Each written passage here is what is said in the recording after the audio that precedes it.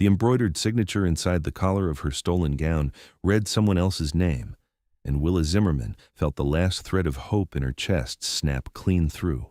She stood at the back of the grand ballroom, surrounded by industry elites who had no idea the midnight blue silk masterpiece currently being photographed from every angle had been born from her hands, her sleepless nights, her vision of what beauty could be when fabric moved like water under moonlight. The model turned on the runway, and the crowd gasped as the dress seemed to shimmer with its own light, the hundreds of tiny crystals Willa had hand-sewn catching every beam like captured stars. Her boss, Greta Marsh, stepped onto the stage in a matching gown, the companion piece Willa had designed as part of the collection. The applause was deafening. "This collection represents everything I believe fashion should be," Greta announced, her voice smooth as honey poisoned with arsenic. "A synthesis of classical technique and modern innovation. I'm so proud to share my vision with you tonight." Willa's hands trembled. She'd spent 6 months on those designs, 6 months of rejected proposals at her day job, so she'd worked on them at night, pouring every ounce of her creativity into something that felt true. She'd shown them to Greta in a moment of desperate hope, thinking perhaps her boss would finally see her potential. Instead, Greta had called her into the office 3 days ago and told her the designs were derivative, uninspired, not worth the fabric they'd waste. Willa had gone home that night and cried until her eyes were swollen, then started sketching something new, because that's what you did when you loved something enough to let it break your heart. Except now those derivative designs were on stage, and Greta was bowing to a standing ovation. Willa pushed through the crowd toward the stage, her heart hammered against her ribs. This was career suicide, confronting Greta here in front of everyone who mattered in the fashion world. But if she stayed silent now, she'd be silent forever. "Those are my designs." Her voice came out stronger than she felt. "I created those pieces. I showed them to you in confidence, and you told me they were worthless." The room went quiet with the kind of silence that devours sound. Greta's expression shifted from triumph to ice. "Willa, darling, you're clearly overwrought. Perhaps the stress of your position has become too much. I have the original sketches, the patterns, time-stamped files on my computer. Files can be fabricated." Greta descended the stage steps, her stolen gown trailing behind her like a queen's cape. "And even if you did contribute some minor elements, surely you understand that's what assistants do. You work under my creative direction. Everything you produce belongs to the house." "I don't work under your creative direction. I'm a junior designer, and those pieces were made on my own time, with my own materials." Greta smiled, and it was the smile of someone who'd already won. "Not anymore. You're fired, effective immediately. Security will escort you out." 2 men in black suits materialized at Willa's elbows. She could feel hundreds of eyes on her, could imagine what they were thinking, unstable, delusional, trying to claim credit for genius that wasn't hers. She left without another word, because there was nothing left to say. Outside, the autumn air bit through her thin jacket.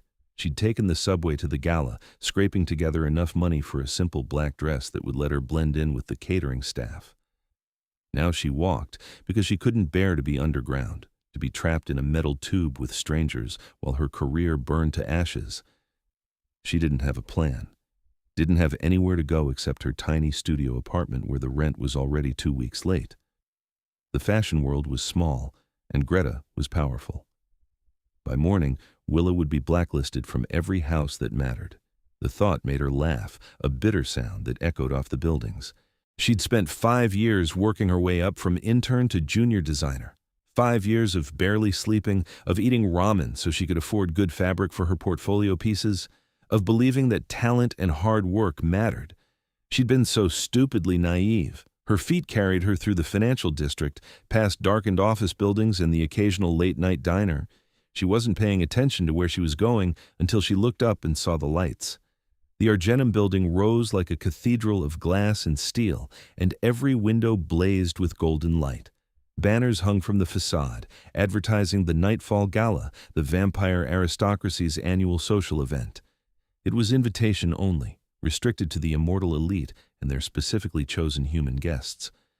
Willa had read about it in the society pages, had seen the fashion coverage that inevitably followed, but she'd never imagined seeing it in person. She should keep walking. She had no business here. But her feet wouldn't move, because through the massive glass doors, she could see the most beautiful clothes she'd ever witnessed. Gowns that seemed to be made of shadow and starlight, suits cut with a precision that spoke of centuries of refined craft, fabrics that shimmered with colors that shouldn't exist. A vampire emerged from a sleek black car.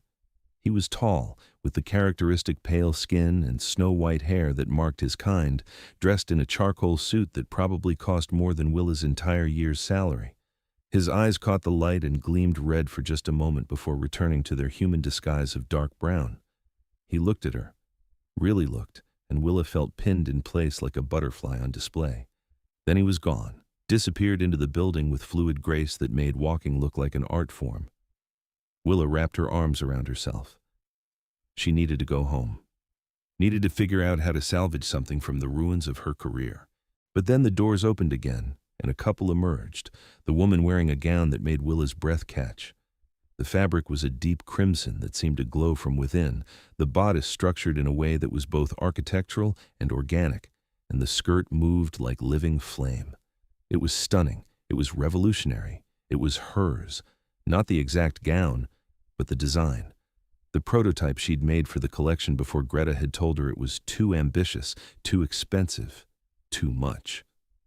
Willa had taken it home, intending to dismantle it and salvage the fabric, but when she'd looked for it last week, the garment bag had been empty. She'd assumed it had been thrown out by her building's overzealous maintenance staff. But here it was, being worn at the most exclusive event in the city. Willa moved without thinking, climbing the wide stone steps toward the entrance. Security stopped her immediately, two vampires who appeared out of nowhere with that uncanny speed their kind possessed. "Invitation only," one said. His voice was pleasant but implacable. "That dress," Willa pointed at the couple who were now posing for photographers. "I made that dress. I need to know how it got here." The security guard's expression didn't change. "Madam, you need to leave. Please, just tell me who's wearing it. Just give me a name." "Madam." A hand touched her shoulder, gentle but firm. Willa turned and found herself looking up at the vampire who'd emerged from the car. Up close, he was devastating, all sharp angles and controlled power, with eyes that saw too much. "Let her through," he said. The security guards bowed, actually bowed, pressing their fists to their chests in a gesture of profound respect. "Lord Blackthorne," I said, "let her through." They stepped aside immediately. The vampire, Lord Blackthorne apparently, offered Willa his arm like they were in some period drama. She took it because refusing seemed impossible, and because she needed to know how her dress had ended up here. His arm was solid under her hand and cold even through his suit jacket. They walked through the doors together, and Willa entered another world. The Argenum building's atrium had been transformed into something out of a fairy tale, if fairy tales were written by people who understood that beauty could be dangerous. Crystal chandeliers dripped from the ceiling like frozen waterfalls. The walls were draped in fabric that seemed to absorb light rather than reflect it. And everywhere, vampires moved with that predatory grace, dressed in clothes that made Willa want to weep with envy and inspiration. "You said you made the dress," Lord Blackthorne said. His voice was deep and measured, with an accent she couldn't place. "The red one." "Yes, well, the prototype. I made it 3 months ago, but I thought it was destroyed. It was donated to tonight's silent auction. The proceeds benefit the Artisan Preservation Fund." He guided her through the crowd with subtle pressure on her arm. There was a label inside, very small embroidery on the inner collar, W. Zimmerman, original design. "That's you." Willa's throat closed. She'd signed all her pieces like that, a tiny act of defiance against her own invisibility. "That's me. The bid is currently at $70,000. She stumbled. He caught her easily, his hand moving to her waist to steady her. $70,000? It's an exceptional piece.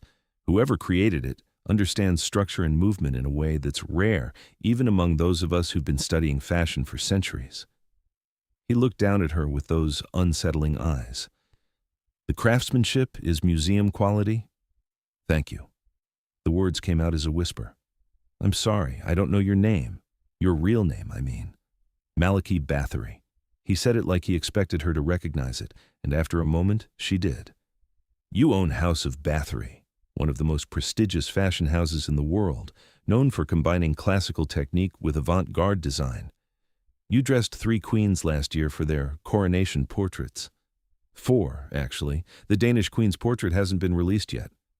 His lips quirked in something that wasn't quite a smile. You follow the industry. I'm a designer. Or I was until about an hour ago. They'd reached a table near the auction display. Her dress hung on a mannequin under carefully controlled lighting, and Willa could see every stitch, every carefully placed crystal, every choice she'd made rendered in 3-dimensional glory. A small placard beneath it read, Designer W. Zimmerman. Her name, in public, attached to her work. She burst into tears. It was humiliating and unprofessional, and she couldn't stop. All the stress of the evening, of the past months, of years of being invisible came pouring out in messy, gasping sobs. She covered her face with her hands, wishing she could disappear. Malachi Bathory produced a handkerchief from his pocket, white linen with embroidered edges. He pressed it into her hand without comment, then positioned himself between her and the rest of the room, blocking her from curious eyes. "Thank you," Willa managed when she could breathe again. "I'm sorry. This night has been—" "Tell me." It wasn't a request, so she did. Maybe it was because he was a stranger, or because she'd already lost everything so there was nothing left to protect. She told him about working for Greta, about the stolen designs, about being fired in front of everyone who mattered. The words spilled out, and he listened with complete attention, never interrupting, never dismissing. When she finished, his expression had gone cold in a way that made her remember he was a predator wearing a human shape. "Greta Marsh," he said. "The gala tonight, the one where this happened. That was the Hastings Collection launch?" "Yes." "I was invited. I didn't attend." He looked down at her ruined makeup and wrinkled dress. "I'm going to make a phone call. Wait here." He disappeared into the crowd before Willa could protest. She used his handkerchief to clean her face as best she could, then stood there feeling lost and out of place among the elegant immortals. A few of them glanced at her curiously, but no one approached. Maybe they could tell she was under Malachi Bathory's protection, and that meant something in this world. He returned 5 minutes later with a woman who looked like she'd been carved from ivory and dressed in liquid silver. Her hair was white as bone, and her eyes were the pale blue of winter sky. "This is Seraphine Novak," Malachi said. "She handles legal affairs for the Vampire Council. Tell her everything you told me." So Willa told it again, and Seraphine listened with that same intense focus, occasionally asking precise questions about dates, witnesses, documentation. When Willa mentioned she had time-stamped files and original sketches, Seraphine's smile was sharp enough to cut glass. "That will be sufficient," Seraphine said. "I'll have preliminary injunctions filed by morning. Ms. Marsh won't be able to sell or reproduce any of the designs, and all promotional material crediting her as the creator will need to be retracted." Willa blinked. "I can't afford a lawyer. I can barely afford rent." "Consider it a courtesy," Malachi said. "Theft of artistic work is something I take personally. House of Bathory has significant legal resources, and we're happy to make them available." "I don't understand. Why would you help me? You don't know me." He looked at her for a long moment, his expression unreadable. "I've been alive for 643 years. In that time, I've seen empires rise and fall, watched art movements bloom and fade, witnessed the birth and death of entire schools of thought. Do you know what remains constant? The people who create are always exploited by the people who simply take. I've grown very tired of it." Something in his voice suggested this was personal. Willa wanted to ask, but Seraphine was already handing her a business card. "Call my office tomorrow morning. We'll need you to sign some documents and provide your evidence, but the case is straightforward. Ms. Marsh was foolish to steal from someone and then display the stolen work publicly. It makes proving provenance remarkably simple." "Thank you," Willa said. "Both of you. I don't know how to thank you." Malachi extended his arm again. "Come, let me show you the rest of the gala. You should see what's possible when fashion is treated as art rather than commodity." She took his arm because she wanted to, because for the first time all night she felt like maybe everything would be okay. He guided her through the crowd, pointing out details she would have missed. The way certain fabrics had been engineered to change color based on body temperature. The embroidery technique that created 3-dimensional textures without added weight. the structural innovations that let garments move like living things. You understand clothes, Willa said. Really understand them, the way a designer does. I was a tailor before I was turned, in 1383, in what's now Romania. I made clothes for nobles who paid in silver and occasionally in mercy. When I became a vampire, I thought I'd have to abandon the craft. But it turns out immortality gives you time to perfect technique. They stopped in front of a display of historical garments, pieces from across centuries preserved in climate-controlled cases. Willa recognized the construction methods, could see how fashion had evolved, how each era had built on what came before. "This is beautiful," she breathed. "This is yours if you want it." Malika's voice was quiet. "Not these specific pieces, but this world. The one where your work is recognized, where your name means something. I saw what you can do with that red dress. You have a gift, Miss Zimmerman. It shouldn't be wasted making someone else's fortune. I'm not sure I have much choice anymore. After tonight, I'll be lucky if I can get a job hemming curtains." "You could work for me." Willa turned to look at him fully. "What?" "House of Bathory is always looking for designers who understand craft. Not people who can sketch pretty pictures, but people who understand construction, fabric, movement. The way you structured that bodice, the way you balanced the weight distribution in the skirt, that shows real skill." "You're offering me a job based on one dress?" "I'm offering you an interview based on one dress. The job you'd have to earn." His expression was serious. "I won't lie to you. Working for me is demanding. I have high standards and I don't compromise them. But I also don't steal from my designers. Every piece that leaves my house is properly credited. Every artist who contributes is compensated fairly. And if you prove yourself as talented as I suspect, you'll have resources you couldn't dream of in the mortal fashion industry." It was too much. Too fast. 2 hours ago she'd been fired and blacklisted, and now she was being offered a position at one of the most prestigious fashion houses in the world by a vampire lord who apparently cared about artistic integrity. "I need to think about it," she said. "Of course. Take your time." He pulled a card from his pocket, heavy cream paper with elegant script. "That's my direct line. Call me when you decide." A commotion near the entrance made them both turn.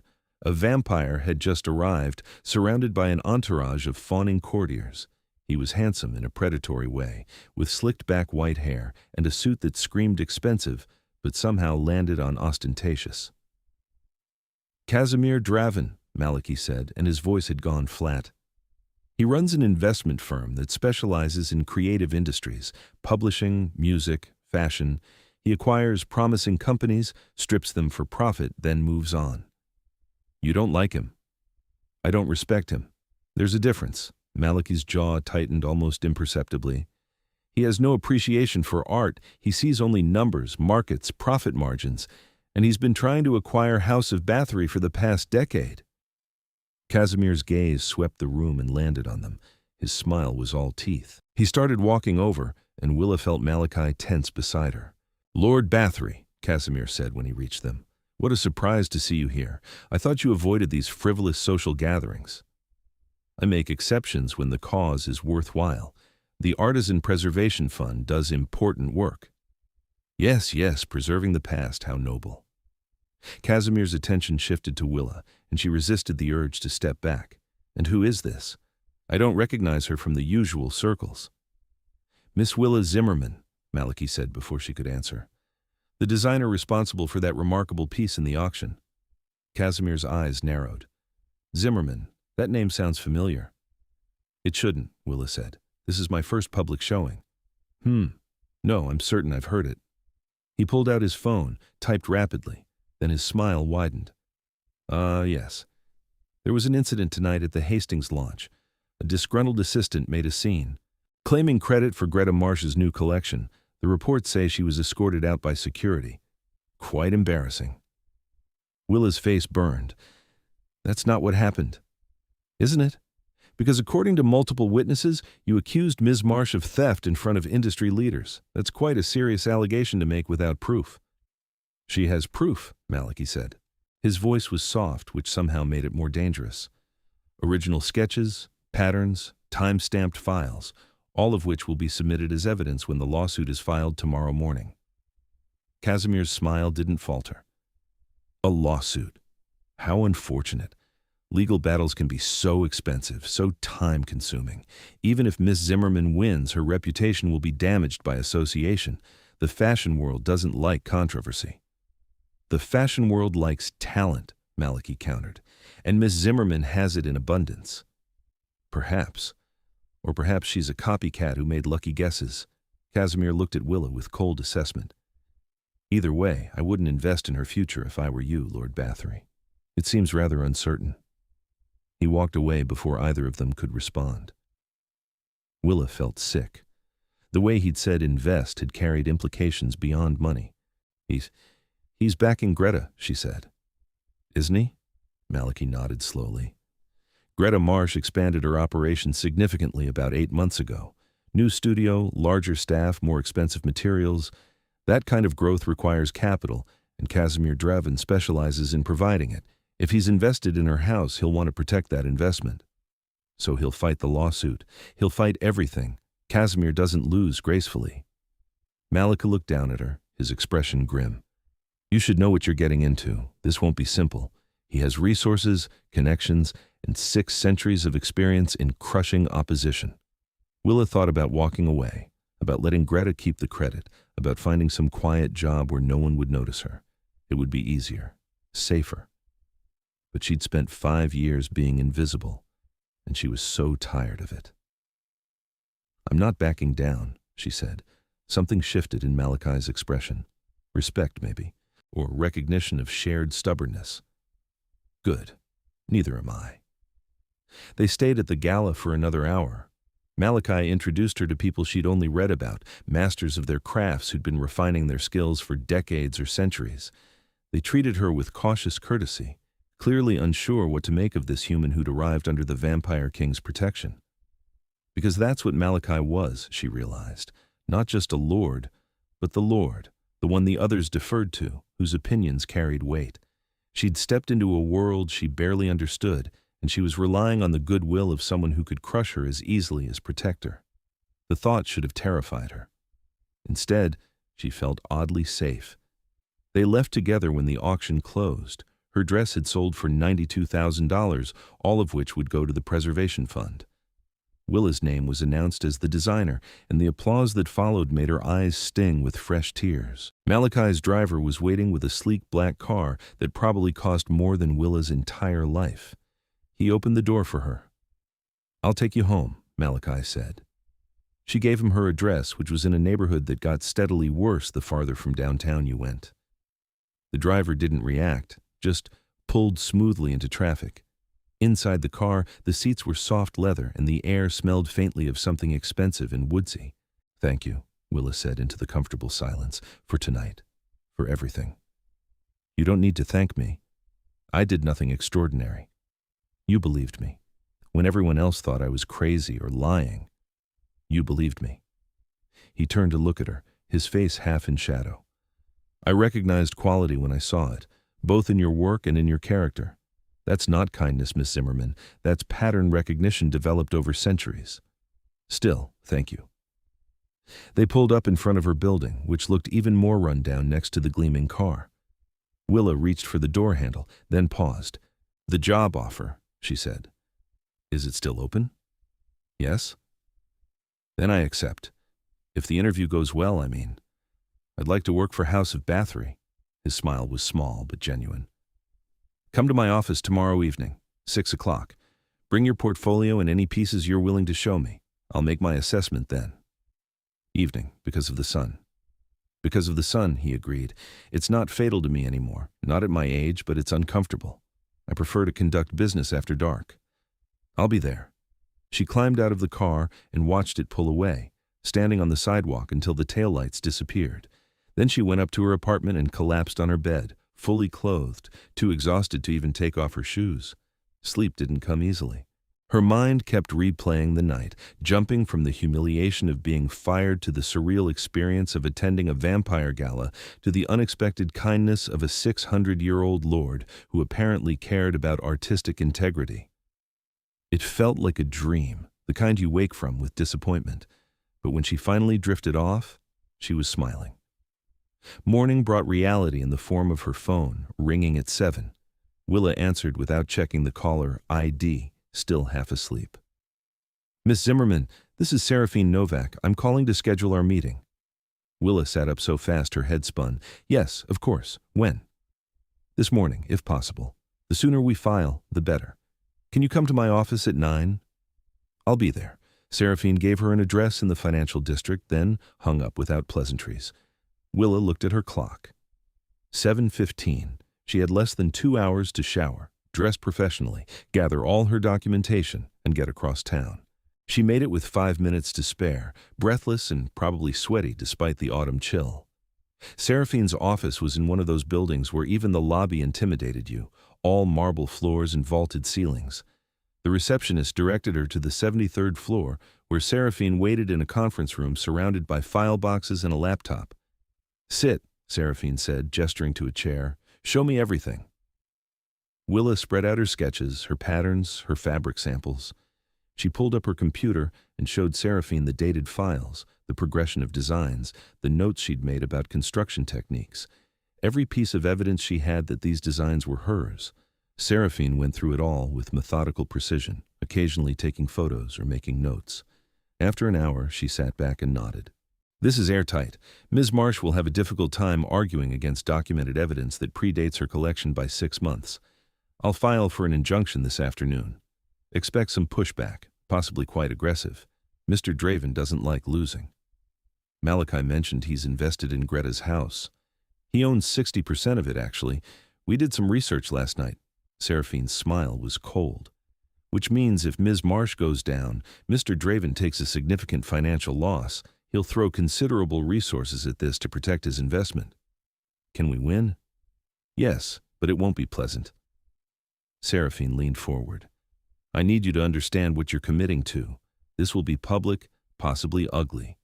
Mr. Draven has media connections. He may try to discredit you, dig into your personal life, make you look unreliable or dishonest. Are you prepared for that?" Willa thought about backing down, about settling quietly, about disappearing. Then she thought about 6 more years of being invisible, of watching other people take credit for her work, of dying without ever seeing her name on something she created. "I'm prepared," she said. "Good. Sign here, here, and here." Willa signed the documents, officially retaining Seraphine as her lawyer, or rather, officially accepting Seraphine's representation on behalf of House of Bathory, which was paying all legal fees. That still felt surreal, the idea that Malachi cared enough about principle to fund an expensive lawsuit for a human he'd just met. She left Seraphine's office feeling lighter despite the warnings. For the first time in years, someone was fighting for her. The rest of the day passed in a blur. Willa went home and worked on her portfolio, selecting pieces that showed her range and technical skill.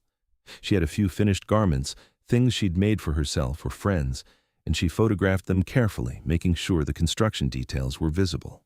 Then, she printed her strongest sketches, the ones that showed her design sense and creativity. By 5:30, she was standing outside House of Bathory's headquarters, a converted warehouse in the fashion district. The building was all exposed brick and tall windows, industrial chic that somehow managed to look elegant. Willa took a deep breath and went inside. The reception area was minimalist, all clean lines and muted colors.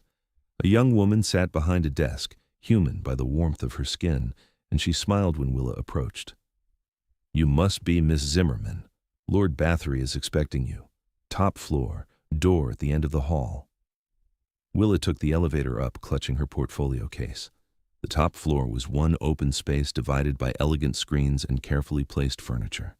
Work tables held partially completed garments, dress forms stood like elegant ghosts, and everywhere there was fabric, bolts of it in every color and texture imaginable. Malachi stood by the windows, backlit by the setting sun, and for a moment, Willa forgot how to breathe. He'd looked commanding last night, but here, in his own domain, he was magnetic. "Miss Zimmerman." He turned and gestured to a table near the center of the room. "Please, show me what you brought." She laid out her portfolio, trying not to let her hands shake. He went through it slowly, examining each piece with that same intense focus he'd shown last night. He held sketches up to the light, traced construction details with one finger, asked questions about fabric choices and structural decisions. After 40 minutes, he set down the last sketch and looked at her. "You're self-taught." It wasn't a question.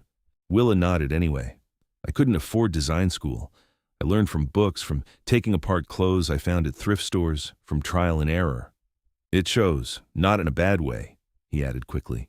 "But you have gaps in your technical knowledge, places where formal training would have given you shortcuts or broader understanding. Your instincts are excellent, but your execution sometimes fights against itself." Willa's heart sank. "So I'm not good enough." "I didn't say that."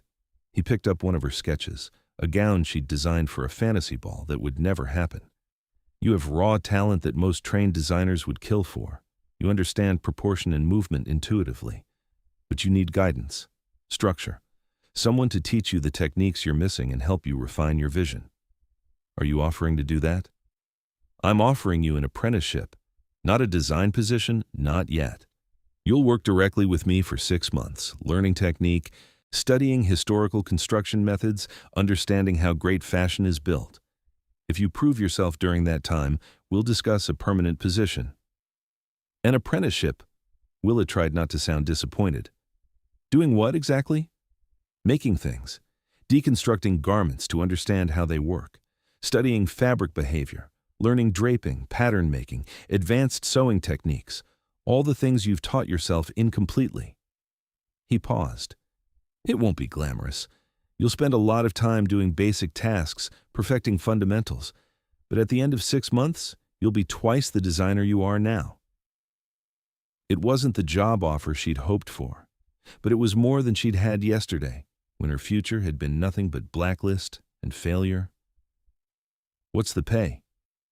He named a figure that was 3 times what Greta had paid her. Willa blinked. "That's very generous for an apprentice." "You'll earn it. I work my people hard, and I expect excellence. Also, you'll need to keep your apartment and feed yourself, and I won't have financial stress interfering with your education." He extended his hand. "Do we have an agreement?" Willa shook his hand. His grip was firm and cool, and the contact sent a shiver up her arm that had nothing to do with his vampire chill. "When do I start?" "Tomorrow night, 6 o'clock. He released her hand, and she immediately missed the contact. "Wear clothes you don't mind ruining. We'll be working with dye." She left House of Bathory feeling cautiously hopeful. An apprenticeship wasn't the same as being recognized as a designer, but it was a path forward. And working directly with Malachi meant learning from someone who'd been perfecting his craft for over 6 centuries. The next week fell into a pattern. Willa would wake late, spend the day working on assignments Malachi gave her, then go to his studio in the evening. They'd work until midnight or later, him teaching her techniques she'd never imagined, her soaking up knowledge like a sponge. He was a demanding teacher. He'd make her redo seams until they were invisible, tear out embroidery that was merely good instead of perfect, remake entire garments because the drape was fractionally off. But he was never cruel, never dismissive. When she got something right, his quiet good felt like a symphony of praise. They didn't talk much about personal things. The work consumed most of their attention. But Willa learned things anyway, small details that built into a larger picture. The way Malachi would absently hum while he worked, melodies from centuries past. The careful way he handled vintage fabric, like it was a living thing that deserved respect. The pride in his voice when he talked about the artisans who'd trained him, long dead now, but remembered in every perfect stitch he made. On the 8th day, Seraphine called. The injunction had been granted. Greta was barred from selling or reproducing any of the disputed designs, and all her promotional materials had to be corrected to credit Willa as the creator. "She's filing a countersuit," Seraphine said, "claiming you stole the designs from her, that you're fabricating evidence. It won't go anywhere, but it will drag things out." "How long?" "Months, probably. Mr. Draven is funding her legal team, and they're going to fight every step. But we'll win. The evidence is too clear." Willa thanked her and hung up. She was at Malachi's studio, taking a break from practicing flat-felled seams, and he'd heard the whole conversation with his vampire hearing. "Casimir won't let this go," he said. "Even when he loses the case, he'll find other ways to make trouble." Why does he care so much? It's just one collection. It's not about the collection. It's about control. Malachi set down the garment he'd been examining. Casimir believes the world is divided into those who take and those who get taken from. He can't comprehend any other dynamic. The idea that someone might fight back, might refuse to be victimized, it offends him on a fundamental level. He's going to come after you too, isn't he, for helping me? He already has been for years. This just gives him a new angle. Malachi's expression was calm. Don't worry about me. I've survived worse than Casimir Draven. But Willa did worry. She'd pulled Malachi into her mess, made him a target, all because he'd been kind enough to help her, if something happened to him or his house because of her. She pushed the thought away and went back to her seams. Worrying wouldn't help. The only thing she could do was work, improve, become good enough to justify the faith he'd shown in her. 3 weeks into her apprenticeship, Malachi took her to the fabric district. They went after dark, to specialty shops that catered to the vampire community, places that carried materials Willa had never imagined existed. Silk that changed color based on the viewer's emotional state, velvet that absorbed light and created pockets of absolute darkness, lace woven from metallic threads so fine they looked like frozen spider webs. Fashion in the vampire world is different, Malachi explained as they browsed. We live for centuries. We see trends repeat, watch styles cycle. So we value permanence, quality, things that will last. But we also crave innovation because we get bored easily. The best vampire couture balances those tensions. Willa ran her hand over a bolt of fabric that felt like water. It must be strange living that long, seeing everything change around you. Strange, lonely, beautiful, all of those things. He picked up a sample of embroidered silk, examining the stitchwork. You lose people constantly. Friends, lovers, anyone human who matters to you. They age and die in what feels like a breath. After a while, some vampires stop forming attachments. It's easier than constantly grieving. Is that what you do? He set down the silk, his expression unreadable. I try to. It doesn't always work. There was something vulnerable in his voice, a crack in the controlled facade he usually maintained. Willa wanted to ask more, to understand this complicated man who'd become so important to her life. But before she could, his phone rang. He answered, listened, and his face went hard. When? I see. No, don't do anything. I'll handle it. He hung up and looked at Willa. We need to go. Now. They rushed back to House of Bathory's headquarters. Inside, the studio was in chaos. Someone had broken in during the day and destroyed 6 months of work. Garments had been slashed, fabrics ruined with bleach and paint, patterns torn to pieces. The other designers stood among the wreckage looking shell-shocked. Malachi surveyed the damage with eerie calm. Security footage? One of the designers, a vampire woman named Isolde, pulled it up on her phone. The footage showed 2 men in ski masks entering through a window around noon, when the sun would have kept Malachi and most of his vampire staff away. They'd worked methodically, destroying everything they could reach in 20 minutes before disappearing. Professional, Isolde said. They knew exactly what they were doing. And they knew when to do it. Malachi's jaw tightened. This is Casimir's work. You can't prove that, Willa said. I don't need to prove it, I know. He turned to address the room. Everyone take the rest of the night off. We'll assess the damage tomorrow and decide how to proceed. Isolde, file a police report but don't mention our suspicions, just the basic facts. The designers filtered out, leaving Willa and Malachi alone in the ruined studio. He walked through the wreckage slowly, picking up pieces, setting them down again. His expression was controlled, but she could see fury in the line of his shoulders. I'm so sorry, Willa said.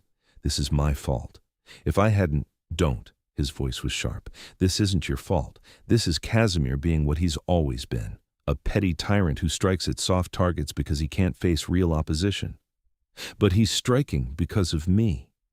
He's striking because I won't let him acquire my house. You're just the current excuse. If it wasn't this, it would be something else. Malachi picked up a slashed gown that had been nearly finished.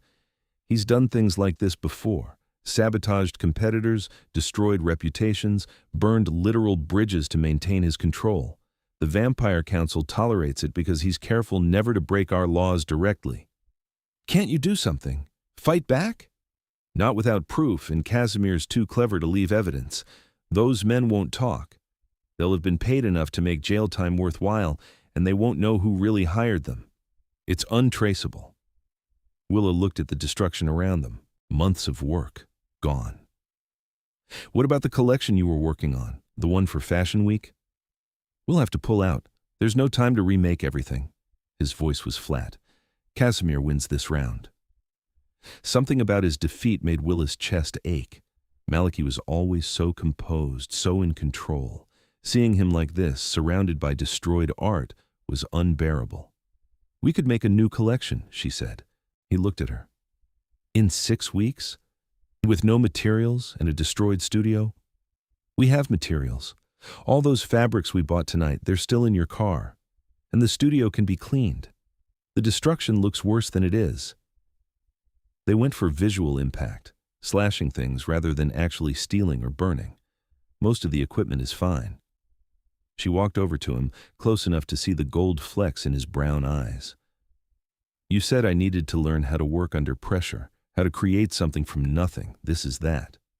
You're an apprentice. You're not ready for this kind of showcase. Then don't showcase me. Showcase us working together. Show the world that House of Bathory can't be destroyed by petty vandalism. She grabbed his hand without thinking, holding tight to his cold fingers. Please, let me help you fight back. He looked down at their joined hands, then back at her face. Something shifted in his expression, the fury banking into something more complex. If we do this, he said slowly, it will be brutal. 18-hour days, no breaks, no room for error. And we might still fail. The collection might not be ready, or it might be ready but terrible. And either way, my reputation will take a hit. Or it might be brilliant, Willa said, and Casimir will learn that you don't break that easily. His lips quirked into the smallest smile. You're stubborn. I learned from the best. He squeezed her hand once, then released it. All right, we'll try, but on my terms, following my vision. Can you accept that? Yes. Then let's get to work. They started that night. First, cleaning up the destroyed pieces, salvaging what they could, cataloging what was lost. Then, laying out the new fabrics, considering colors and textures, building a cohesive vision from scratch. Malachi sketched while Willa took notes, capturing his ideas before they could slip away. By dawn, they had the bones of a collection. 12 pieces, each one a statement about resilience and rebirth.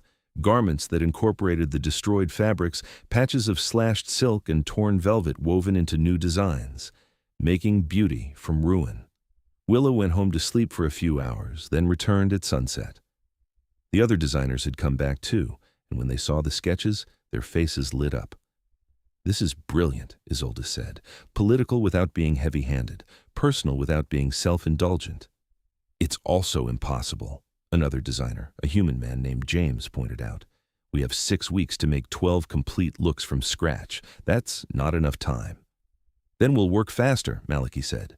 Everyone takes one piece. Willa and I will split the 2 most complex designs. We'll meet every 3 days to assess progress and make adjustments. Questions? No one asked questions. They just got to work. The next 6 weeks were the hardest and best of Willa's life.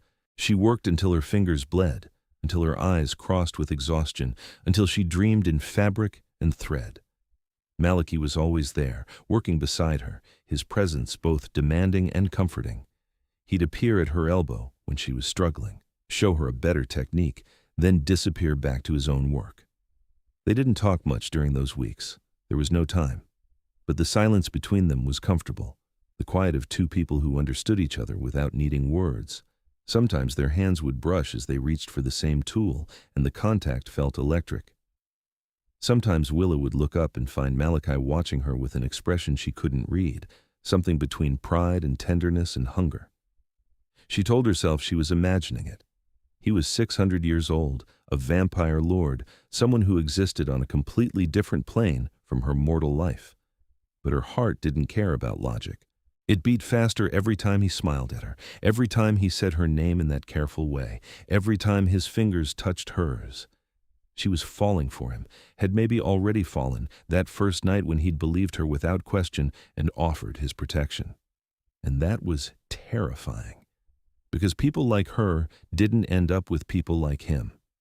Not in real life. 4 weeks in, the lawsuit went to court. Seraphine called with updates. Greta's lawyers were arguing that Willa's evidence was fabricated, that the timestamps had been altered, that the sketches had been copied from Greta's private files. It was nonsense, but it was expensive nonsense, the kind that dragged cases out for months. "She's trying to outlast us," Seraphine said, "hoping we'll settle just to end the fight. It's a common tactic." "We're not settling," Willa said. "Good. Neither's Lord Bathory. He's quite insistent on that point." Willa found Malachi in his office that night, reviewing contracts by lamplight. She knocked on the door frame. "Can we talk?" He looked up and his expression softened. "Of course. Come in." She sat in the chair across from his desk, trying to organize her thoughts. "Seraphine says the lawsuit is going to drag out. Months, maybe longer. And your house is still dealing with the vandalism, and now we're rushing this collection, and it's all because of me. I feel like I'm dragging you down." "You're not. How can you say that? Everything that's happened in the past month traces back to me accepting your help. If I just walked away, then Casimir would still be targeting me, just more subtly. And you'd be working some miserable job, watching someone else take credit for your talent. And I'd be alone." He said it simply, like it was obvious. "You've made my life more complicated, yes, but also more interesting, more worthwhile. I don't understand. Why do you care so much? About the lawsuit, about artistic integrity, about me?" He was quiet for a long moment, his fingers steepled under his chin. Then he said, "I told you I was a tailor before I was turned. What I didn't tell you was that I had an apprentice, a boy named Stefan, brilliant and creative and full of fire. He designed a cloak for the local duke, something revolutionary that combined traditional embroidery with new textile techniques. The duke loved it. He paid Stefan well and wore the cloak to every important event." Malachi's voice went distant, lost in memory. But the duke's personal tailor was a jealous man. He claimed he'd designed the cloak, that Stefan had merely executed his vision. Stefan protested, tried to prove his authorship, but who would believe an apprentice over an established master? The tailor destroyed Stefan's sketches, his samples, all his evidence. And when Stefan kept fighting, kept insisting on the truth, the tailor accused him of theft. Stefan was arrested, tried, and hanged. Willa's throat closed. "Malachi, I couldn't save him. I was already a vampire by then, but I was young, weak, still learning to navigate immortal politics. By the time I understood what was happening, it was too late." He looked at her, and his eyes were ancient with grief. "I've carried that failure for 600 years. Every time I see someone's work stolen, every time I watch the powerful exploit the talented, I remember Stefan hanging from that gallows. And I think, not again. Never again." She understood then, the depth of his commitment, why he'd helped her without hesitation. This wasn't charity. It was atonement. "Thank you for telling me," she said softly. "Thank you for giving me a chance to make it right." He stood and walked around the desk, leaning against the front edge so they were closer. "You remind me of him sometimes. The same fire, the same refusal to accept injustice. It's terrifying and admirable in equal measure. I'm not that brave. Most of the time I'm just scared and angry. That's what bravery is, being scared and fighting anyway." He reached out slowly, giving her time to pull away, and tucked a strand of hair behind her ear. His fingers lingered against her cheek, cold and gentle. "You're remarkable, Willa Zimmerman. Don't let anyone convince you otherwise." Her breath caught. They were so close, close enough that she could see the faint lines around his eyes, the inhuman beauty of his face, close enough to kiss if she was brave enough to close the distance. But before she could move, his phone rang. He pulled back with visible reluctance and answered. "Yes? When?" His expression hardened. "I'll be there in 10 minutes. He hung up and looked at Willa with regret. "The council has called an emergency session. Casimir is filing a formal complaint against me, claiming I've been interfering in mortal business affairs. I need to go defend myself." Is this about the lawsuit? And the collection, and helping you. He's trying to get the council to sanction me, limit my ability to operate in the human world. Malachi grabbed his coat. I don't know how long this will take. Can you handle things here? Yes. Go. Do what you need to do. He paused at the door, looking back at her. Willa, be careful. Casimir's escalating. If he can't strike at me directly, he might try to hurt me through you. I'll be fine. I'm in a building full of vampires. That's what worries me. Not all of them are loyal to me. He shook his head. Lock the door after I leave. Don't let anyone in unless you know them. Promise me. I promise. He left, and Willa locked the door behind him as instructed. Then she went back to work on her garment, trying not to worry about what was happening at the Vampire Council. Malachi could take care of himself. He'd survived 6 centuries of politics and power struggles. He'd survive this too. 2 hours later, someone knocked on the door. Willa looked up from her sewing. Who is it? Isolde. I brought food. Malachi asked me to make sure you ate something. Willa unlocked the door. Isolde entered with a bag from a local Thai place, and the smell made Willa's stomach growl. She hadn't eaten since breakfast. You're a lifesaver, Willa said. They ate together, Isolde sitting on the edge of a work table while Willa devoured pad thai. The vampire woman was good company, funny and irreverent in a way that made the stress of the past weeks feel manageable. Can I ask you something? Willa said between bites. What's Malachi like? I mean, really like. I've been working with him for weeks, but he's so controlled. I feel like I don't really know him. Isolde considered the question. He's complicated. Brilliant, obviously. Demanding, but fair. He's been hurt a lot over the centuries, lost people he cared about, and I think it made him careful. He doesn't let people in easily. But he let me in. Why? I wondered that too. Isolde's smile was knowing. I think you surprised him. Broke through his defenses before he could raise them properly, and now he doesn't know what to do with you. What do you mean? Willa. He looks at you like you're the sun, and he's been living in darkness for 600 years. Everyone in the house has noticed. We're just waiting to see if you notice too. Heat flooded Willa's face. We're not yet, Isolde agreed. But you could be, if you both stopped being so terrified of what it might mean. Before Willa could respond, her phone rang. Unknown number. She almost didn't answer, but something made her pick up. Miss Zimmerman? A man's voice, smooth and cold. This is Casimir Draven. I believe we should talk. Willa's hand tightened on the phone. I have nothing to say to you. Even if I'm offering to end your lawsuit, I'm prepared to have Ms. Marsh issue a public apology, credit you as the designer of the collection, and pay you a settlement of $500,000. All you have to do is leave House of Bathory and sign a non-disclosure agreement. You want me to abandon Malachi? I want you to accept reality. Lord Bathory is using you to annoy me. Once he's bored, he'll discard you like everyone else. But if you leave now, you'll do so with money, reputation, and a future. Stay, and you'll have nothing when he inevitably moves on. He's not using me. Isn't he? Ask yourself why a vampire lord would care so much about one human designer. What does he really get out of protecting you? Casimir's voice turned silky. Or perhaps you think he cares about you personally. That's sweet, naive, but sweet. Go to hell. I'm trying to help you, Miss Zimmerman.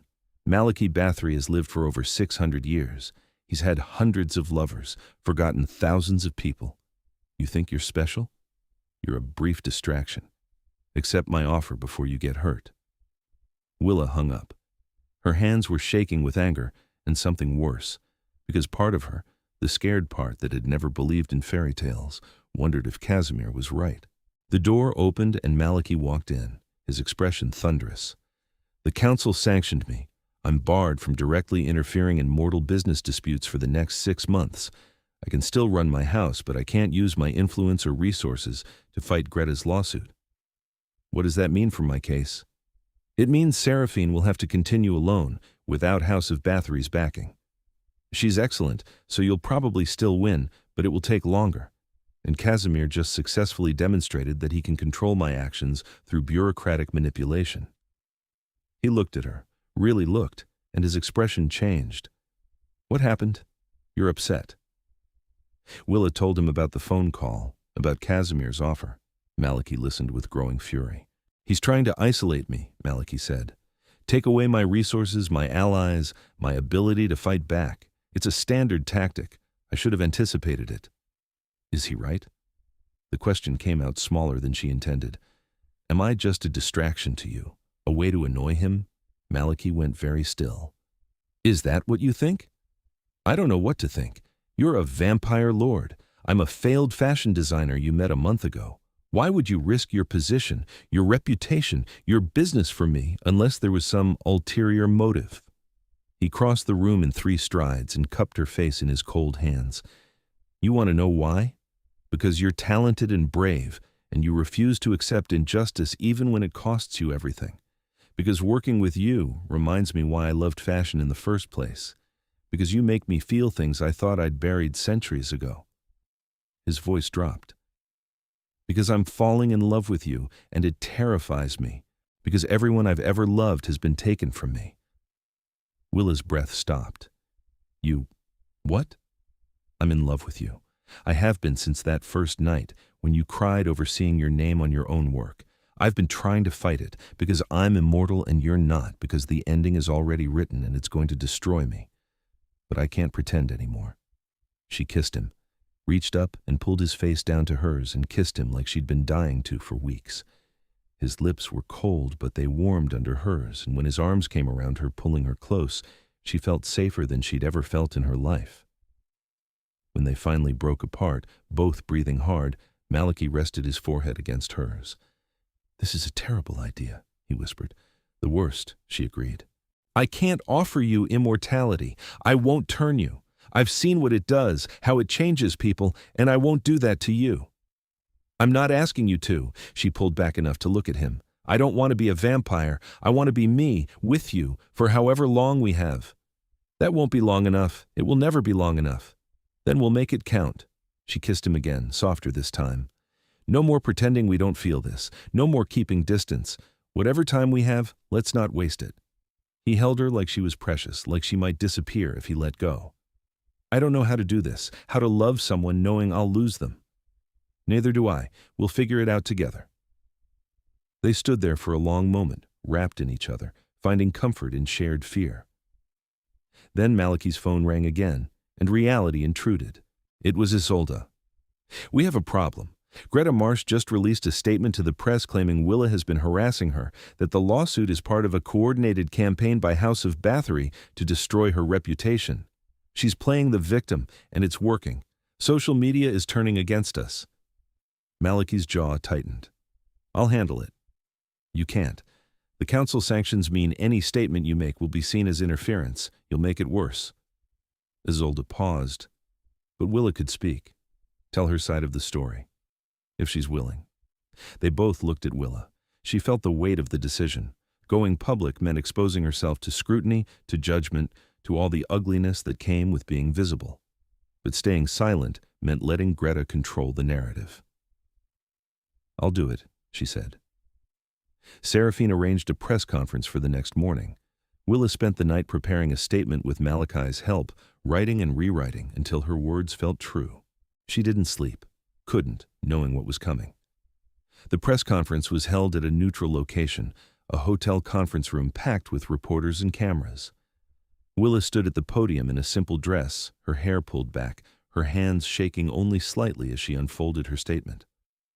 My name is Willa Zimmerman, she began. 6 weeks ago, I attended the Hastings Collection launch and watched my boss, Greta Marsh, present designs I had created as her own work. When I objected, I was fired and escorted out by security. Since then, Ms. Marsh has claimed I'm fabricating evidence, harassing her, and working with House of Bathory to destroy her career. None of that is true. She laid out her evidence methodically, showed the time-stamped files, the original sketches, the progression of designs, explained how she'd trusted Greta and been betrayed, kept her voice steady even when she wanted to cry. I'm not a victim, she said, and I'm not harassing anyone. I'm a designer fighting for the right to claim my own work. That's all I've ever wanted, recognition for what I created with my own hands. The questions came fast and aggressive. Why should anyone believe her? Why would an established designer need to steal? What proof did she have that House of Bathory wasn't manipulating her? Willa answered each one calmly, sticking to facts, refusing to be baited into emotion. By the end, she was exhausted, but felt lighter. She'd told her truth, whether people believed it was out of her control. The response was mixed. Some outlets were sympathetic, running stories about artistic theft and exploitation in the fashion industry. Others sided with Greta, painting Willa as a disgruntled employee making wild accusations. Social media was a battlefield, with both sides claiming moral high ground. But something shifted. Other designers started coming forward with their own stories of theft, of seeing their work stolen by bosses and colleagues. The press conference had opened a door, and people were walking through it. The conversation grew beyond Willa's individual case into something larger. Greta's public support started crumbling. Brands pulled their endorsements. Fashion Week organizers quietly removed her from the schedule. And 3 days after the press conference, her main investor withdrew. Not Casimir. Someone else, a human venture capitalist who didn't want the negative publicity. Without that funding, Greta's house was underwater financially. She couldn't afford the lawsuit, couldn't afford the legal team Casimir had been funding. A week later, Seraphine called with news. Greta was offering a settlement, full credit to Willa as the designer, a public apology, and a payment of $200,000. It's less than Casimir offered, Seraphine said, but it comes with the acknowledgement you wanted, your name, on record, as the creator. What do you think? Willa looked at Malachi, who was working beside her on the final pieces of the collection. He met her eyes and nodded slightly. The choice was hers. I'll take it, she said. The settlement was finalized within days. Greta released a statement admitting she'd mistakenly presented work that had been significantly influenced by Miss Zimmerman's contributions and apologizing for any confusion regarding authorship. It was corporate speak that avoided outright admitting theft, but it was enough. Willa's name was officially attached to the designs. She was recognized as the creator, and she had enough money to pay off her debts and build a cushion for the future. It should have felt like victory. Instead, it felt anticlimactic, like finishing a marathon only to realize you were still miles from home. Because the real challenge was still ahead. Fashion Week, now just 2 weeks away. The collection had to be perfect, had to prove that House of Bathory couldn't be destroyed by vandalism or politics or vampire power games. They worked around the clock those final weeks, all of them, the entire studio united in purpose. Willa barely left the building, sleeping on a couch in Malachi's office when exhaustion finally overcame her. He'd drape his jacket over her like a blanket, and sometimes she'd wake to find him watching her with an expression that made her heart ache. They didn't have much time alone. The work consumed everything. But sometimes, late at night when everyone else had left, they'd steal a few minutes together, kissing in the fabric storage room, holding hands while reviewing sketches, sharing quiet conversations about everything and nothing. Are you afraid? Willa asked one night, 3 days before Fashion Week. Of what comes after? Malachi pulled her closer, his arms wrapped around her waist from behind as they looked out over the city lights. Terrified. This collection is the most personal thing I've created in decades. If it fails, it won't fail. It's brilliant. It's honest. That's not always the same thing. He pressed a kiss to her temple. But yes, I'm afraid. Of the show, of the judgment, of what it means to put this much of myself into the world. And of us? Especially of us. His grip tightened. Loving you is the most reckless thing I've done in 600 years. It breaks every rule I set for myself about staying distant, staying safe, but I can't seem to stop. Good, Willa said, because I love you too, and I'm not going anywhere. You will eventually, mortality being what it is. Then we have 50 or 60 years if we're lucky. That's not nothing. She turned in his arms to face him. I know you've lived for centuries, that my lifetime is nothing compared to yours. But it's everything to me. And I want to spend it with you, however that looks. He kissed her, deep and desperate, like he was trying to memorize the feel of her. I'll treasure every moment, he promised, every season, every year. I'll make sure you know how precious you are. That's all I need. Fashion Week arrived with terrifying speed. The show was scheduled for the final night, the most prestigious slot, the one that would get the most coverage. Malachi had called in favors to secure it, positioning House of Bathory as the closing statement of the season. No pressure. Willa spent the day of the show trying not to throw up from nerves. The collection was ready, the models were cast, the music was selected. Everything was as perfect as they could make it, but doubt still whispered that it wouldn't be enough. Malachi found her backstage 2 hours before showtime, standing alone among the garment racks. He took her hands in his. "Whatever happens tonight," he said, "I want you to know I'm proud of you, of the work you've done, the person you are, the strength you've shown. Even if the critics hate every piece, even if the audience walks out, I'm proud. They're not going to walk out. Probably not, but if they did, I'd still be proud." He kissed her forehead. "You saved this house, Willa, not just financially, but spiritually. You reminded all of us why we started doing this in the first place. We saved it together." "Together," he agreed. "Now let's go show the world what we made." The show was held in a converted warehouse, all exposed brick and dramatic lighting. The audience was a mix of fashion elite, industry insiders, and carefully selected press. Willa spotted several vampire lords in the front row, including Casimir, who watched with cold calculation. The lights dimmed. The music started, a haunting melody that built slowly. And the first model walked out wearing a gown made from the destroyed fabrics, slashed silk pieced together with silver thread that caught the light like scars turned to beauty. The audience gasped, then fell silent. One by one, the models emerged.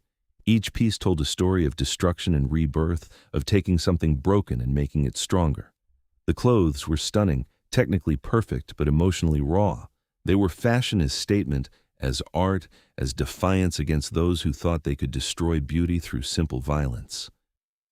The final piece was Willa's, the one she and Malachi had collaborated on most closely. A gown that incorporated every technique she'd learned, every skill she'd developed, structured like armor but flowing like water.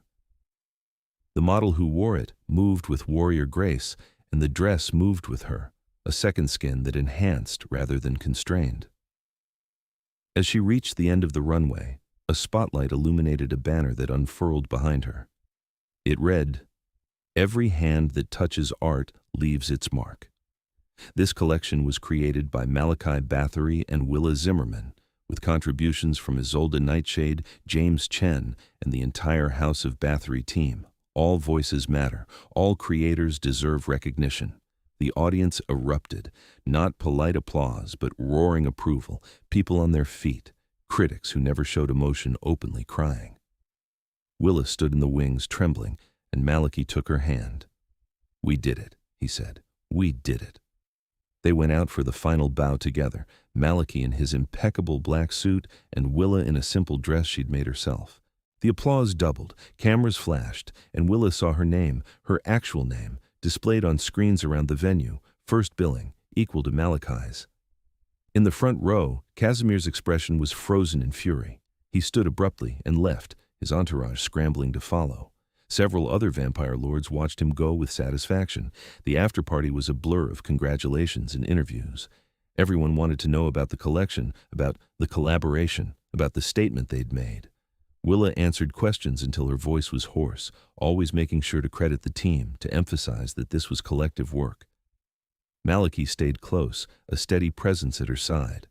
When she finally escaped to a quiet corner, he brought her champagne and held her while she shook with relief and exhaustion and overwhelming emotion. "How do you feel?" he asked. "Like I can finally breathe." She looked up at him. "Is it always like this? The high after a successful show?" "No. This is special. Because it mattered. Because we built it from ruin. Because we put our hearts into it." He stroked her hair. "I've done hundreds of shows over the centuries. This is the first one in decades that felt important." "Because of the statement?"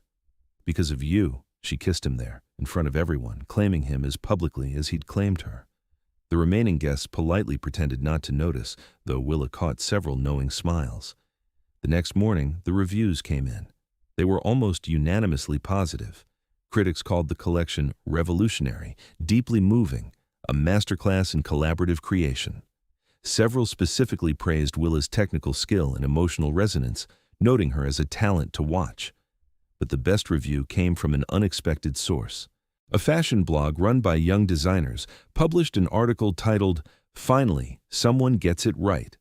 It praised House of Bathory for crediting every contributor, for treating fashion as communal art rather than individual genius, for acknowledging that every hand that touches a garment leaves its mark. The article went viral. Within days, other houses started following suit, crediting their teams more prominently, acknowledging the work that went into each collection beyond the name of a single designer. It was a small change, but it was a start. And it was exactly what Malachi had wanted when he'd chosen to help Willa all those weeks ago. Recognition for everyone who created, not just the people with power. 2 weeks after Fashion Week, Seraphine called with final news. Greta Marsh's house had declared bankruptcy. Without Casimir's funding and with her reputation destroyed, she couldn't maintain operations. The business was being liquidated, assets sold to pay creditors. "It's over," Seraphine said. "Completely. Finally over." Willa hung up and looked at Malachi, who was working at his desk. "Did you hear?" "I heard." He set down his pen. "How do you feel?" "I don't know. Relieved, I guess. Maybe a little sad. Greta did this to herself, but it's still sad to see someone's dream die. You're more compassionate than she deserves." He stood and walked over to her. "But that's one of the things I love about you. You fight hard, but you don't take joy in cruelty. Neither do you, despite what Casimir thinks." Malachi's expression darkened. "Speaking of Casimir, he's been quiet since Fashion Week. That worries me more than his attacks did. Maybe he's finally giving up." "Casimir doesn't give up. He retreats, regroups, and comes back with a different strategy." Malachi pulled her close. "We need to be careful. This isn't over yet." But weeks passed and nothing happened. The collection continued receiving praise. Orders flooded in from clients around the world. House of Bathory's reputation was stronger than ever, and Willa's name was becoming known in the industry. Malachi officially promoted her from apprentice to junior designer with a salary that made her dizzy and creative freedom that felt like flying. She moved into a better apartment, paid off her student loans, and started building the life she'd always wanted. And through it all, Malachi was there. They worked together during the evenings, then went home to his apartment, a converted loft that was all exposed brick and carefully curated art. They cooked together, him teaching her recipes from centuries past, her introducing him to modern fusion cuisine. They talked about everything, from fashion to philosophy to what it meant to live a meaningful life. The differences between them were significant. He was immortal, wealthy, powerful in ways she barely understood. She was human, still learning her craft, navigating a world where vampires held most of the cards. But somehow, it worked. They balanced each other, challenged each other, made each other better. 3 months after Fashion Week, Malachi asked her to move in with him officially. "I know it's fast by human standards," he said, "but I'm 600 years old. I know what I want, and it's you. Here, in my space, permanently." Willa didn't hesitate. Yes. She brought her things over that weekend, her small collection of possessions that fit into a few boxes. Malachi cleared closet space, gave her half the bathroom, made room in his life for her in tangible ways. They fell into a routine that felt like forever, even though Willa knew it was temporary. She was aging, and he wasn't. Every day brought her one step closer to old age, while he remained frozen in immortal prime. Eventually, the gap would become visible. People would assume she was his mother, his grandmother, and then she'd die, and he'd continue, alone again. The thought made her sad, but she pushed it away. They had now. They had today. That had to be enough. 6 months after Fashion Week, Casimir made his move. He sued House of Bathory for breach of contract, claiming that Malachi had violated an old agreement by refusing to sell certain vintage pieces to Casimir's investment fund. The lawsuit was clearly frivolous, but it required Malachi's attention, pulled him away from meetings with lawyers and the Vampire Council. "He's probing for weakness," Malachi said one night, frustrated and exhausted. "Trying to find a vulnerability he can exploit. What happens if you lose?" "I won't lose. The contract he's citing doesn't say what he claims it says, but it doesn't matter if I win or lose. The process is the punishment. He's using the legal system to drain my time and resources. There has to be a way to make him stop. There is. I could give him what he wants. Malachi looked at her. He approached me yesterday with an offer. Drop the lawsuit, leave you alone, stop attacking my business. All I have to do is turn over 60% of House of Bathory to his investment fund and accept a management position under his control. Willa's stomach dropped. You can't do that. I know, but he thinks I might. To protect you. He thinks you're a weakness he can exploit. Malachi cupped her face gently. He's wrong. You're not a weakness. You're the reason I'm willing to keep fighting. The lawsuit dragged on for months. Malachi won every motion, defeated every argument, but Casimir just filed new complaints, raised new objections. It was exhausting and expensive and designed to break their spirit. But they didn't break. They kept working, kept creating, kept building something beautiful out of spite and stubbornness. House of Bathory released 2 more collections that year, both successful, both properly crediting every contributor. Willa's reputation grew. She was invited to speak at design schools, to judge competitions, to serve as a guest instructor. And through it all, she and Malachi loved each other with the intensity of people who knew their time was limited. Every morning was precious, every evening was a gift, every night in each other's arms was a treasure. A year after Fashion Week, the Vampire Council finally intervened in Casimir's lawsuit. They ruled that his complaints were frivolous, designed to harass rather than seek justice. They dismissed all his claims and sanctioned him for abuse of the legal system. It was a complete victory. Casimir was humiliated publicly, his reputation damaged among the vampire aristocracy. And with the lawsuit gone, Malachi was free to operate without constant legal threats. It's finally over, Willa said when they got the news. Maybe, Malachi said. Or maybe it's just the end of this round, but I'll take it. They celebrated quietly, just the two of them, with expensive wine and takeout from their favorite restaurant. Sitting on Malachi's balcony overlooking the city, Willa felt content in a way she'd never experienced before. What are you thinking? Malachi asked. That I'm happy. Really, genuinely happy. She leaned against him. A year ago I was fired and blacklisted and I thought my life was over.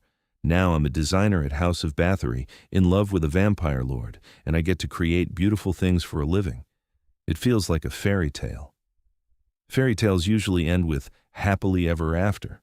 We don't get that luxury. No, but we get happy for now, and that's pretty good too. He kissed the top of her head. I need to tell you something. I've been thinking about the future, about what happens when you age and I don't. I want you to know that I'll never leave you. Never trade you for someone younger, never abandon you when your mortality becomes visible. I'm yours until the end, however that end comes. Willa's eyes stung with tears. I know, I've always known. I need you to really understand it. There will be years when people assume I'm your son, your grandson, when they judge you for being with someone who looks so much younger. I won't care what they think, but you might. And I need you to know that my commitment doesn't waver. Ever. I understand.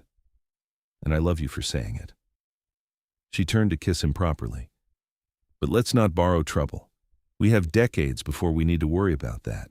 Let's just enjoy right now. Right now, he agreed. Where I'm sitting with the most talented, stubborn, beautiful woman I've met in 600 years, and somehow she tolerates my company. Tolerate is a strong word. I endure you at best. He laughed, and the sound was free in a way she rarely heard. They stayed on the balcony until the sun threatened the horizon, then went inside to sleep away the day, wrapped in each other's arms. The years that followed were good ones. Willa continued to grow as a designer, developing her own distinctive style while learning from Malachi's centuries of experience. They collaborated on collections, each piece better than the last. House of Bathory's reputation reached new heights. They dressed celebrities, politicians, royalty, both mortal and immortal. And Willa and Malachi built a life together that was equal parts passion and partnership. They traveled to fashion weeks around the world. They bought a house in the countryside where they could escape the city's chaos. They collected art and supported young designers and made the world slightly better through their presence in it. Casimir stayed away, wounded by his loss and wary of attracting more council attention. Greta disappeared from the fashion world entirely, and Willa's name became synonymous with quality, creativity, and integrity. 5 years after that first Fashion Week show, House of Bathory was preparing for another major collection. This one was special, a retrospective celebrating Malachi's 650 years in fashion. It would showcase his evolution as a designer, include pieces from across the centuries, and acknowledge all the people who'd contributed to his craft over the years. Willa was the lead designer on the project, responsible for weaving together historical context with modern presentation. It was the biggest responsibility she'd ever had, and she was terrified of failing. "You won't fail," Malachi assured her. "You've proven yourself 100 times over. This is just one more. This is your legacy. If I mess it up, then we'll fix it together, like we always do." He pulled her close. "I trust you with my history, Willa, with my story. There's no one else I'd want telling it." The collection came together beautifully. Each piece was a love letter to fashion as art, a celebration of craft that transcended individual ego. And at the center of it all was the gown Willa had designed that first night, the red dress that had brought them together. They'd tracked it down, purchased it from the collector who'd bought it at auction, and made it the cornerstone of the retrospective. The label inside still read, "W. Zimmerman Original Design." Malachi had it mounted in a display case with a placard that read, "The piece that changed everything." Designer Willa Zimmerman, now lead designer at House of Bathory. The show was scheduled for Fashion Week's closing night again, the same slot they'd had 5 years ago. But this time, there was no fear of failure, just excitement about sharing something beautiful with the world. The night of the show, Willa stood backstage in a gown she'd designed herself, midnight blue with silver embroidery that echoed the patterns of that first red dress. Malachi wore a suit from the 18th century, perfectly preserved, a tangible connection to his past. "Ready?" he asked, offering his arm. "Ready?" she confirmed. They walked out together as the music swelled and the first model appeared. The collection was a triumph, each piece greeted with awed silence, followed by thunderous applause. The historical garments showed Malachi's evolution from apprentice tailor to master craftsman. The modern pieces demonstrated how he'd adapted classical techniques to contemporary aesthetics. And woven throughout was the theme of collaboration, of art as communal rather than solitary. The final segment was titled "The Future" and featured designs by young creators Malachi had mentored over the decades. Willa's work was prominently displayed, but so were pieces from a dozen other designers who'd passed through House of Bathory's doors. It was a statement about legacy, about how art survives through sharing rather than hoarding. When the final model walked, the entire audience rose as one. The applause was deafening, a wave of sound that washed over the backstage area. Malachi took Willa's hand and led her out for the final bow. The spotlight caught them there, together. Vampire lord and human designer, immortal and mortal, united in purpose and love. The marquee behind them lit up with both their names, equal billing, equal recognition. And in the front row, Willa saw something that made her smile. Young designers, human and vampire alike, watching with shining eyes and expressions of hope, seeing proof that talent mattered, that hard work paid off, that art could be both collaborative and individual. They'd done more than create beautiful clothes. They'd changed the conversation, shifted the industry slightly toward fairness. It wasn't perfect. There was still exploitation, still theft, still power imbalances, but it was better than it had been. And that was worth celebrating. The after-party stretched until dawn. Willa and Malachi finally escaped around 4 a.m, exhausted and happy. They went home to their house in the city, kicked off their elegant shoes, and collapsed on the couch together. "We did it again," Willa said. "We did. Though I think this one might have been even better than the first. Because we knew what we were doing this time. Because we weren't afraid anymore. We just created, trusted ourselves, trusted each other." He pulled her closer. "I love you, Willa Zimmerman, more than I've loved anyone in 600 years. I love you too, And I'm so grateful you found my dress at that auction, that you believed in me when no one else did. I'll always believe in you, always credit you, always make sure the world knows your name." He kissed her forehead. "That's my promise. For as long as we have." "For as long as we have," she echoed. They fell asleep there on the couch, tangled together, as the sun rose over the city. And in that moment, with Malachi's arms around her and her name in lights at the most prestigious fashion show in the world, Willa felt like the luckiest person alive. The years that followed continued in that pattern. More collections, more success, more joy in the work they did together. Willa's reputation grew until she was considered one of the best designers of her generation. But she never forgot where she'd started, never stopped crediting the people who helped her, never let success make her cruel or dismissive. And Malachi stayed by her side through all of it, constant as the northern star. He watched her grow from talented apprentice to master craftsman with pride that he never tried to hide. He supported her creative risks, challenged her technical choices, celebrated her victories, and comforted her through inevitable failures. They built something that lasted, something meaningful. Not just a fashion house, but a philosophy. A way of treating art and artists with the respect they deserved. 20 years after that first Fashion Week show, Willa was preparing to retire from active design work. She was in her mid-40s now, still sharp and creative, but ready to step back and let younger designers take the lead. She'd trained a new generation, passed on everything she'd learned from Malachi and from her own experience.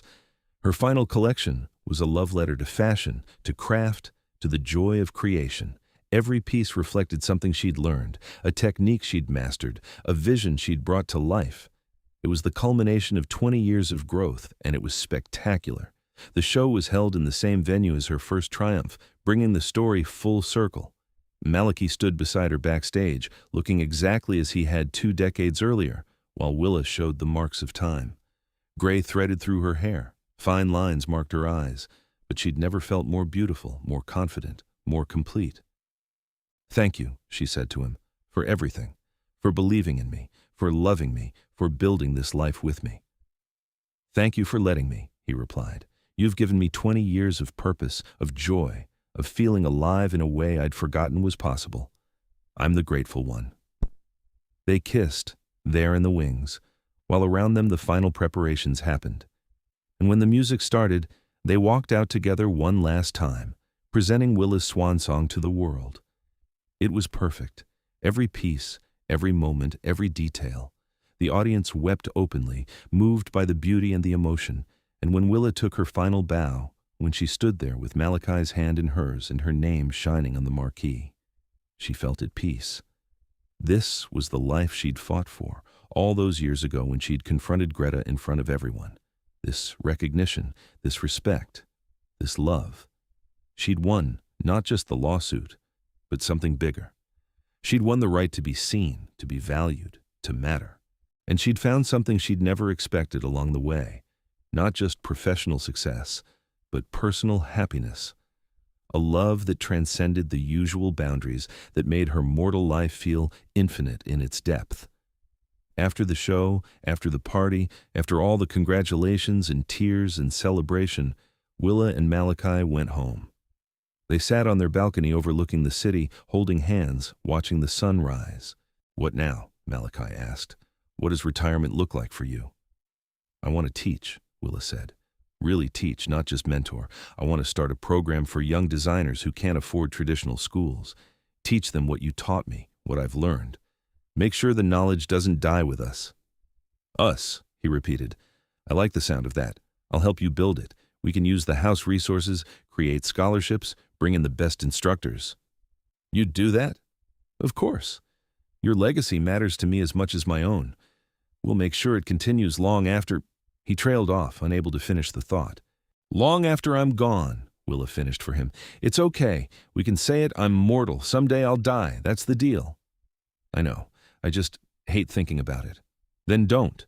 Think about right now instead, about the fact that we have years left, decades if we're lucky. Think about all the students we'll teach, all the designers we'll inspire. Think about the difference we'll make." She squeezed his hand.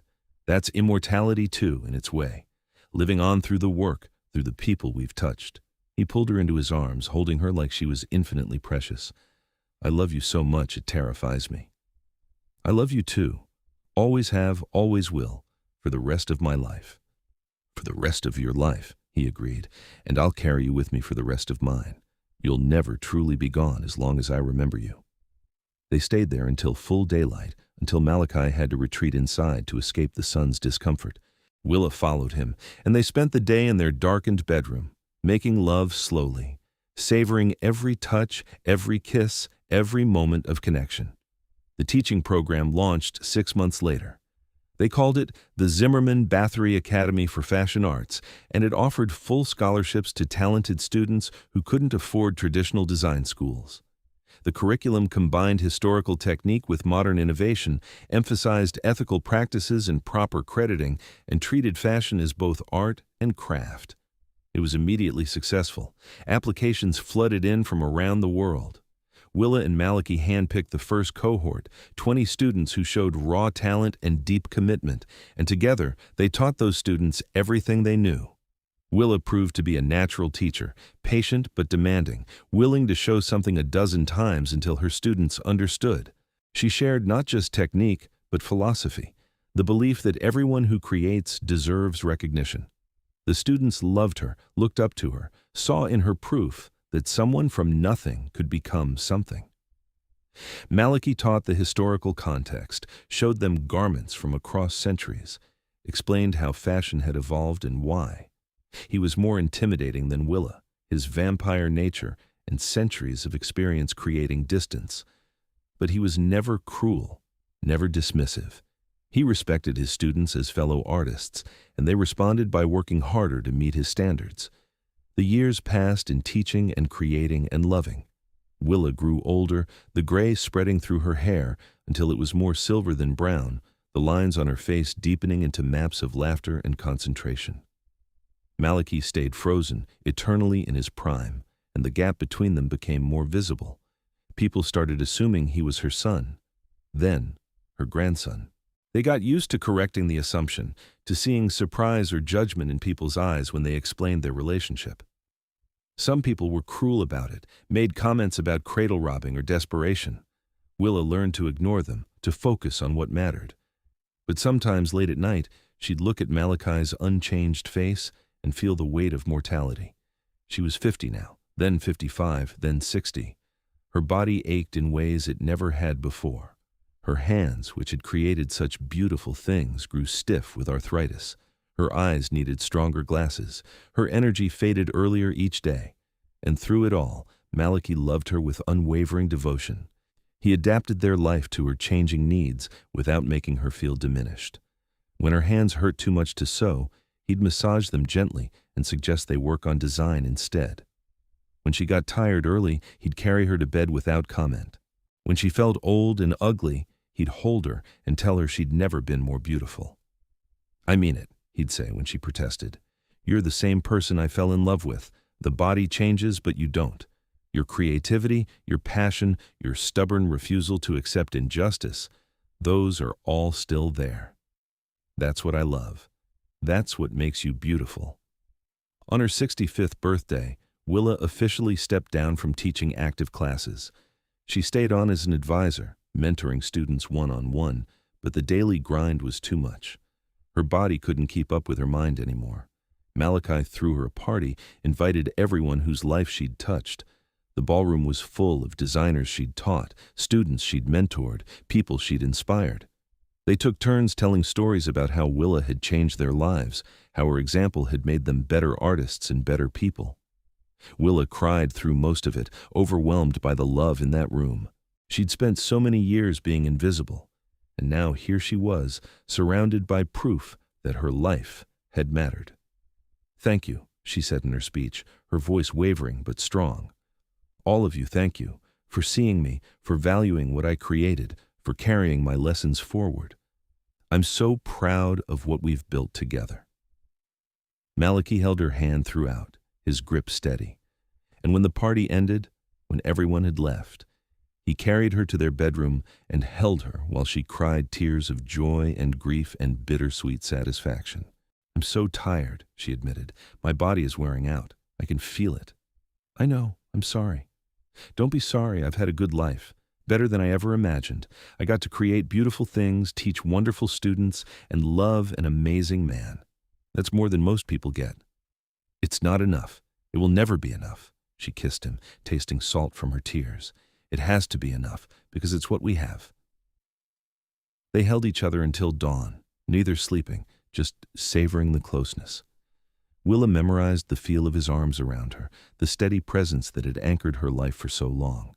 And Malachi held her like she was the most precious thing in any world, mortal or immortal. The next few years were harder.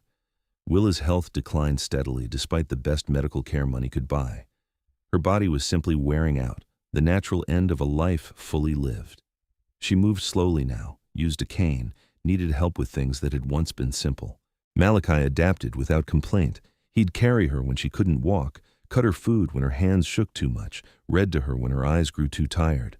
He treated her with the same respect and love he always had, never making her feel like a burden.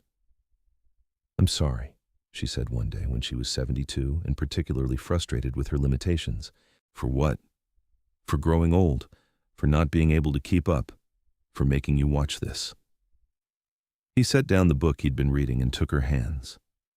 "Don't you dare apologize for being human. Your mortality is precious to me, even the hard parts, especially the hard parts, because they're real and honest, and they remind me why every moment matters. You're going to be alone when I'm gone. I've been alone before. I'll survive it again." His voice cracked. "But I'll miss you every day for the rest of my existence. You need to know that.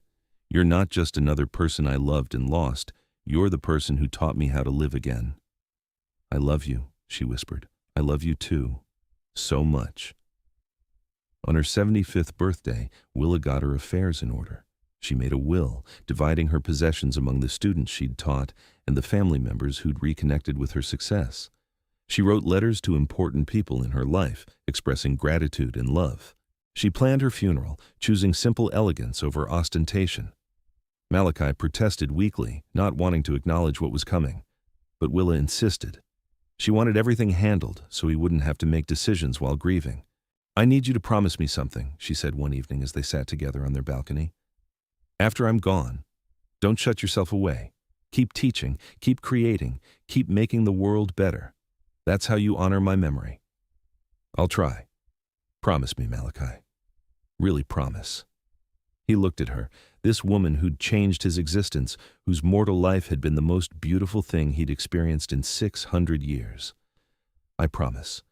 I'll keep going, keep fighting, keep making sure artists are valued and credited. I'll carry your lessons forward." "Good," she smiled, tired but content. "That's all I needed to hear." That night, in the comfort of their bed, surrounded by familiar walls and precious memories, Willa Zimmerman fell asleep in Malachi Bathory's arms. Her breathing slowed, became shallower, and then simply stopped.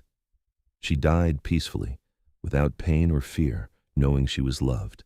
Malachi held her body until dawn, until he was forced to release her so others could take her away for burial. He stood at her grave, surrounded by hundreds of mourners, all the lives she'd touched, and he remembered his promise. He kept it. Over the following years, Malachi continued teaching at the academy they'd built together. He established a scholarship in Willa's name, funding education for talented designers who couldn't afford traditional schools. He published a book about her design philosophy, making sure her lessons reached beyond the people she'd personally taught. And every fashion week, he made sure to include a piece she'd designed, properly credited with her name. Keeping her visible, keeping her remembered, honoring the woman who'd taught him that recognition mattered. The grief never fully left him. There were moments, years after her death, when he'd turn to share something with her before remembering she was gone. When he'd find a fabric she would have loved and feel the ache of her absence.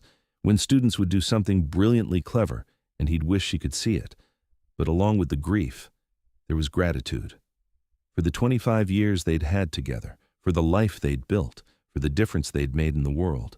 Willa's legacy lived on in every student she'd taught, every designer she'd inspired, every person who believed that all creators deserved recognition.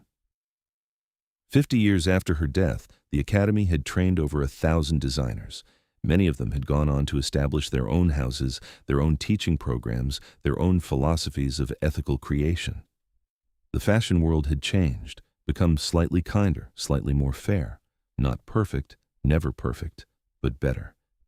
And at the center of it all was the memory of Willa Zimmerman, the designer who'd fought for her name and in doing so had changed the industry forever. Her name was remembered, honored, cherished by everyone who valued craft and integrity. Malachi kept her picture in his office, a photograph from her retirement show when she'd stood beside him in that midnight blue gown, radiant with confidence and joy.